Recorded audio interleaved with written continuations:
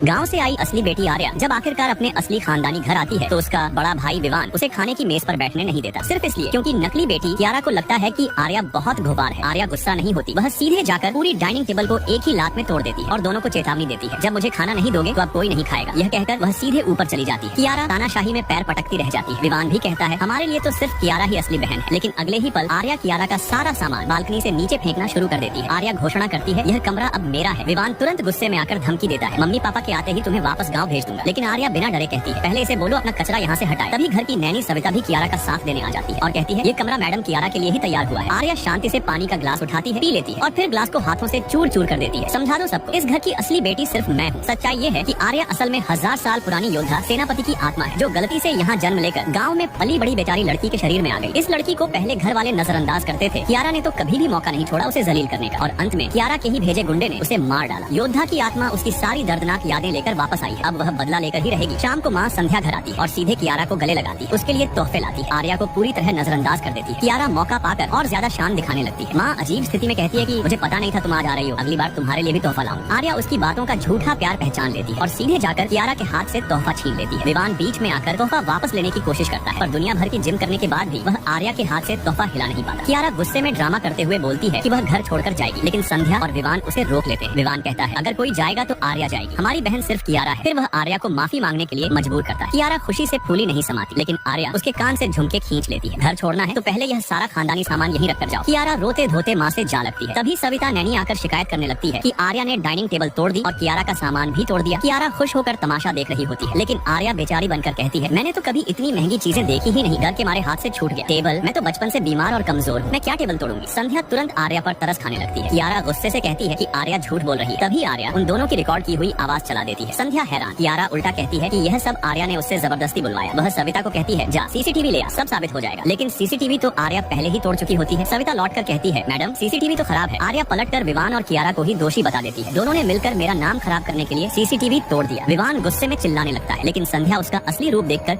उसी को डांट देती है। कियारा को भी तमीज सिखाती है और चली जाती है। आर्या कियारा को चेतावनी देती है आगे से सीधी रहना, वरना जहाँ देखूंगी वहीं पिटेगी। अगले दिन पापा राजवीर आर्या के लिए शानदार पहचान समारोह रखने का फैसला करते हैं और कियारा के तय किए हुए रिश्ते को भी आर्या को देने की बात करते हैं। कियारा को यह बिल्कुल पसंद नहीं आता, लेकिन राजवीर उसे डांट देते हैं तो वह मजबूरी में हाँ बोल देती है। बाद में वह आर्या को रोक कर कहती है पापा ने सिर्फ कंपनी के फायदे के लिए तुम्हें अपनाया है। फिर गर्व से अपना पारंपरिक जेड कंगन दिखाती है और माँ पापा की भावुक ऑडियो भी सुनाती है। आर्या कंगन उठाकर देखते ही उसे हाथों में तोड़ देती है। कचरा क्वालिटी की चीज बिल्कुल तुम्हारी तरह। शाम को समारोह में कियारा अपना मंगेतर आरव लेकर आर्या को चिढ़ाने आती है, लेकिन आरव की बदतमीजी पर आर्या उसका हाथ मोड़ देती है। कियारा उस पर ड्रिंक उड़ेल देती है। आरव गुस्से में कहता है कि वह सिर्फ कियारा से शादी करेगा। आर्या ऊपर कहती है अच्छी बात है, तुम जैसे आदमी को सिर्फ कियारा ही सूट करती है।